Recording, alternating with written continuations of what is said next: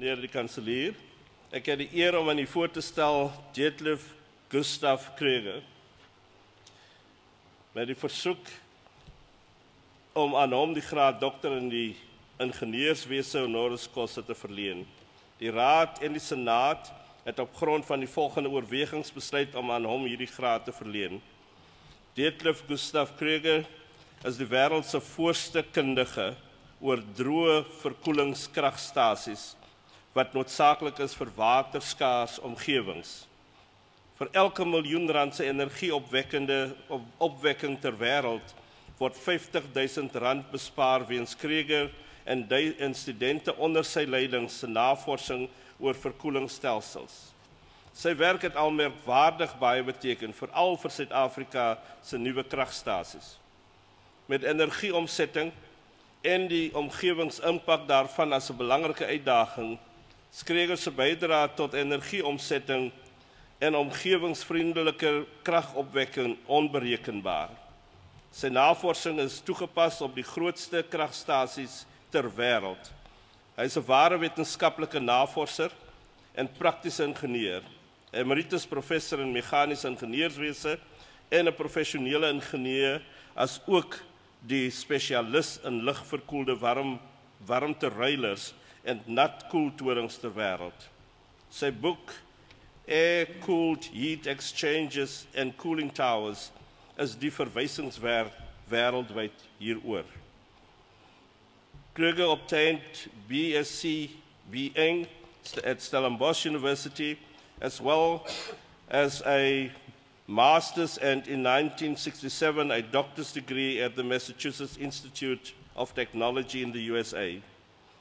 For his enormous research contribution, he was awarded a DEng in mechanical engineering by Stellenbosch University in 2004. He retired as a professor of mechanical engineering and former director of several Stellenbosch University research bodies, was a visiting professor in Germany and the US, serves on South Africa and international professional societies, and received an honorary doctorate from the University of Johannesburg in 2002. Weens sy sterk rol kon nagraadse studie in meganiese ingenieurswese by die IS vergelykbaar word met die beste ter wêreld. In die 70er jare het hy sy eerste warmteruilers in sy motorhuis gebou en in sy swembad getoets. Van sy konsepte word nou gebruik in sowat 3/4 van die verkoelingsstelsels ter wêreld. Die laboratoria wat hy opgebou het is sonder gelyke by universiteite wêreldwyd en het uitgebreide toetse vir toonaangewende internasionale maatskappye gedoen. Kröger se kundigheid en sy oudstudentesin was instrumenteel in die ontwikkeling van Matimba, voorheen die grootste droë verkoeling kragstasie ter wêreld. Hy was 'n konsultant vir die spesifikasie van Medupi en Kusile, wat die wêreld se grootstes gaan wees. An example of his international standing is a recent contract by the California Energy Commission to Stellenbosch University, despite stiff competition from the largest research universities worldwide. He has been a highest category researcher of the National Research Foundation, has been the study leader or co-leader of 58 masters and 16 doctoral students, has published as author or co-author at least 100 research articles and at least 90 conference papers. Sy navorsingswerk en innovasie duur voort. Byvoorbeeld, deur 'n onlangse deurbraakkonsep Sunspot, Stellenbosch University Solar Power Technology, het sontermiese energie se benutting baie doeltreffender begin maak. Meneer die kanselier, ek versoek u om aan Detlev Kröger die graad dokter in die ingenieurswese honoris causa toe te ken vir sy onberekenbare bydrae as professor in meganiese ingenieurswese en wêreldwyd gerekende spesialis in ligverkoelde kragstasie koeltorings.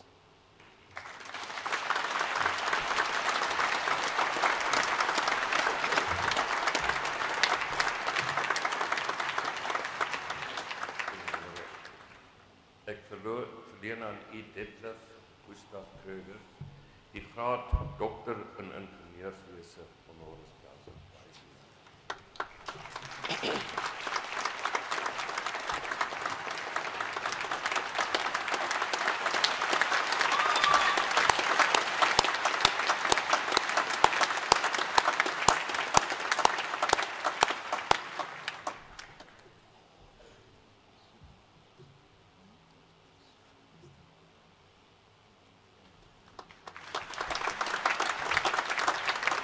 Meneer die kanselier, professor Kröger, Regina, al die Kröger kinders, insluitend aangetroudes, collega's. Dis vir my 'n groot voorreg om vir julle so 'n paar woorde te bevestig, maar nie miskien net uit 'n konteks van wat Detlev Kröger gedoen het nie, maar iets van wat sy menswees bygedra het tot 'n loopbaan wat fenomenaal is. Wat gelei het tot hierdie toekenning vandag. Ja, die universiteit het hom vandag vereer as ingenieurspesialis met wêreldwye aansien en het gehoor waarom. Maar 'n kenmerk van sy loopbaan vir ons was dat hy internasionaal skouers gevry het met die beste, wanneer dit kom by sy eie opleiding of wanneer dit kom met konsultasie of wat ook al, maar steeds met sy voete stewig gegrond in Suid-Afrika. En dit was vir 'n groot bate. Een van die bates wat ons nou vandag sien uit sy werke, is dat hy kon die wetenskap vat, dit in 'n Suid-Afrikaanse konteks toepas. Soos byvoorbeeld dat ons 'n waterskaars land het en koeltorings nie op dieselfde manier kan bou nie. Op so 'n manier dat dit nie net vir Suid-Afrika se energiebedryf 'n geweldige bate is nie, maar dit het dieselfde tegnieke eintlik deesdae wêreldwyd toegepas word. Soos wat jy gehoor het, die meeste moderne kragstasies word op daai manier gebou. Dis waar ek sê, haal iets uit die wortels in Suid-Afrika, wend dit aan internasionaal. Een van sy jongste dinge, wat geweldig potensiaal inhou, het te doen met sy liefde vir reis. En reis na dele wat miskien vir baie mense nie mooi is nie, maar vir hom pragtig is. Wat hy byvoorbeeld 'n reis sal onderneem deur die Noord-Kaap en sien maar, die droë wêreld het nog die potensiaal vir sonne-energie. En kom na vore met 'n fenominale idee, soos om 'n kilometer hoë sontoring te bou, wat jy met natuurlike konveksie turbines kan aandryf om vir ons skoon energie te verskaf. Maar nie net dit nie, die probleem met sonne-energie, dis beskikbaar in die dag, om wat nou van in die aand. Reis hy en verder deur die Kalahari en dan sien hy hierdie swart klippe lê op die grond. En wat is dit anders as 'n fantastiese manier om warmte-energie te stoor in die dag, om vanaand deur energie daaruit te trek, so die beide in die dag en nag die voordeel van sonne-energie gegee. Dis wat ek sê, wetenskaplike wat sy oë oop het op sy omgewing, lief is vir sy omgewing, met fenominale idees na vore kom, wat werklik waar vorentoe steeds 'n groot impak sal hê. 'n Ander ding, ons het nou die laaste paar dae gehoor van erkenning vir universiteit, internasionaal, maar Stellenbosch was nie altyd so erkende navorsingsinstansie nie. Maar Detlev het destyds toe hy aangesluit het by die fakulteit ingenieurswese, saam met sy nagraadse studente werklik 'n navorsingskultuur geskep, wat ek dink in die fakulteit 'n groot verskil gemaak het, maar ook wyer uitgedra het. En die praktiese neerslag wat ons daarin gesien het, is in die energiebedryf, maar veel wyer warmteoordrag in die mynwese, die vervaardigingssektore en meer onlangs in die hernubare energieomgewing. Al die dinge deurentyd, nie net wanneer hy stil op Betty's Baai sit en idees uitdink nie, maar om maandag terug te kom en met sy studente hierdie idees te implementeer, wat vir hulle lei tot kwalifikasies, wat hulle weer nuttig maak in die kernbedrywe van Suid-Afrika. En dis is wat ons Detlev ervaar. Iemand wat fenominale bydrae op sy eie en sy stilte kan maak, maar dan terugploeg in mense in die ontwikkeling. The quality of his fundamental research, coupled with practical engineering solutions, has already afforded him very wide recognition, including doctoral degrees earned at Stellenbosch, as you've heard, and at MIT. He was also awarded an honorary degree at the University of Johannesburg a few years ago. However, it is very, very rare that Stellenbosch University bestows a doctorate honoris causa on one of its own emeritus professors, as we've seen today. It is really unusual. However, this, to my mind, is a testimony to the fact that Stellenbosch University recognizes that we are privileged to have people with extremely good intellectual potential in our midst, as Detlev Kröger, which has actually helped to build this university and our recognition as an engineering profession of value internationally. Therefore, I bid you to raise your glasses and that we toast to Dr. Detlev Gustav Kröger.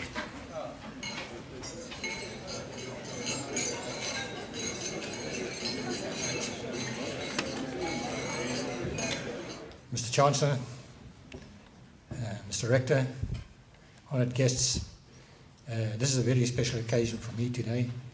Like my predecessors, thank you very much. I've been involved with this university for 50 years now, first as a student and then as a teacher. And it's been a tremendous 50 years, for which I'm very thankful. I'd like to thank the university.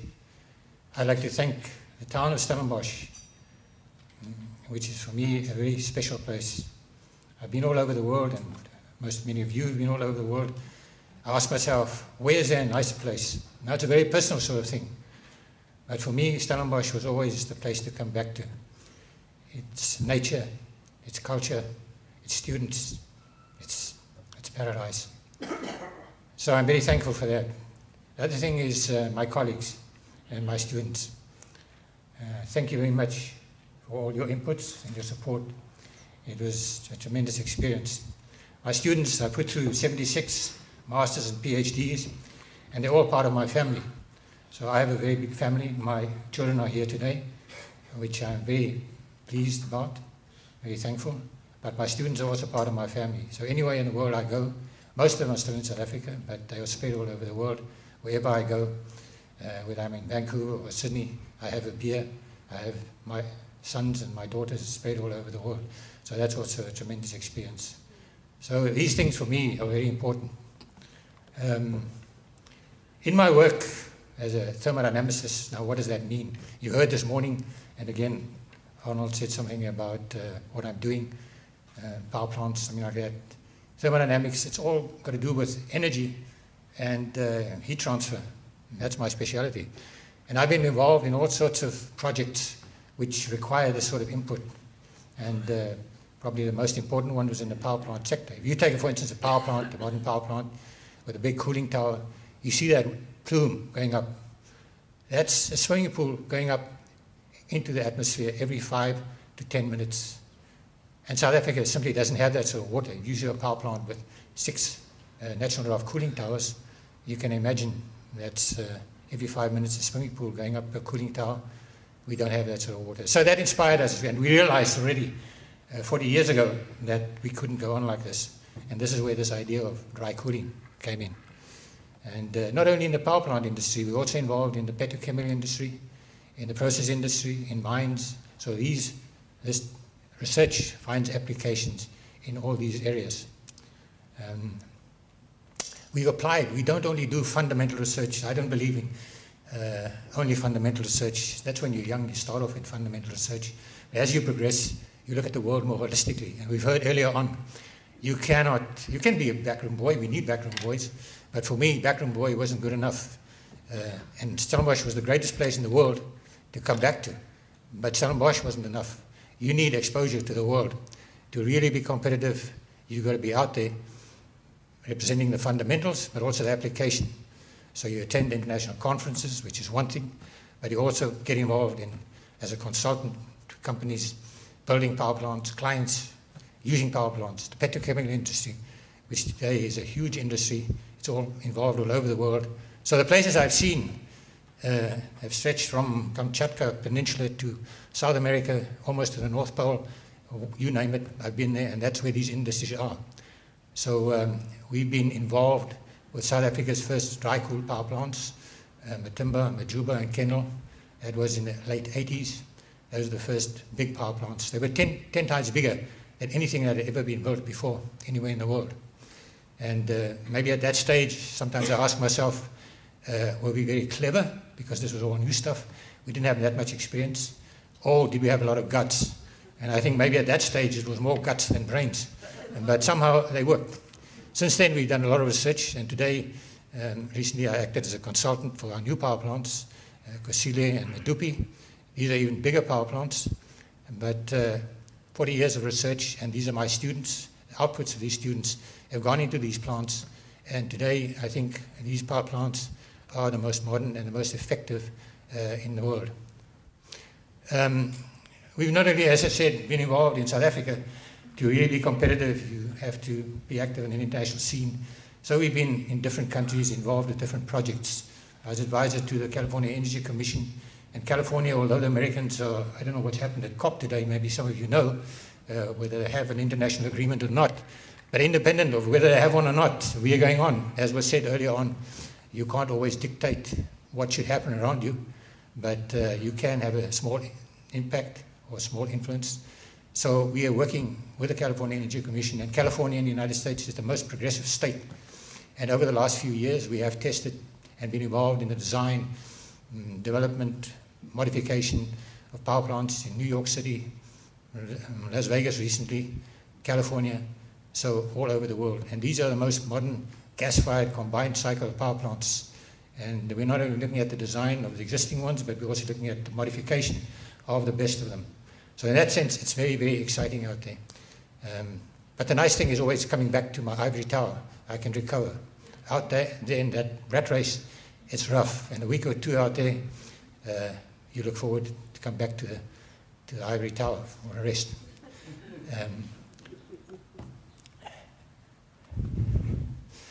Yes, I think we've had so many experiences. What about the future? Well, we're looking at the future, and also in these big systems, as you evolve, as you develop, you have to look at these things holistically. We've had things happening in the Karoo at the moment, in the Kalahari. I know Dr. Ruba is also involved. What I mean by looking at things holistically, to really come up with an effective or an optimum plant, you cannot look only at technology. It's implicit that the technology works. But you also have to look at the economics. It's obvious. The bottom line is money. But there's more to it than even money. You must look at the sociological impact. If you plan a big plant, whatever that may be, you've got to look at the sociological impact. How is it going to impact on the society around it? How is it going to impact on the environment? You even have to look at the aesthetics. What does it look like? It should inspire people. So there's much more to it than just technology. And that's something I feel very strongly about. I try to teach my postgraduate students these things and sensitize them. When you're young, you tend to concentrate on the fundamentals. But as you mature, you get involved in all these other factors and realize how important that holistic approach is to whatever you want to do. So as far as the future is concerned, we are looking at improving systems even further. We're developing a new hybrid cooling system for power plants, which is more effective than anything that's been used to date. We're looking at renewables. We're looking at solar. We have a new concept which we call Sunspot. It was mentioned this morning. It's the Stellenbosch University solar powered thermodynamic cycle, which we believe is a very efficient, potentially a very efficient solar thermal conversion system or power plant. Still in the development stage, the aspects we still have to do research on, but that's what we need. We have to look for projects that are challenging as far as research is concerned. And this power plant can run 24 hours a day. We store the heat, or some of the heat, in a rock bed at night. And then at night, when we need that power, we take air through this rock bed, generate steam, and drive a steam turbine. So this thing runs 24 hours a day, which is a practical problem with many other solar alternatives. So there are a lot of opportunities, a lot of challenges. But enough said. Ek wens julle 'n aangename ete en 'n voorspoedige 2012. Baie dankie. Ek is baie geëerd.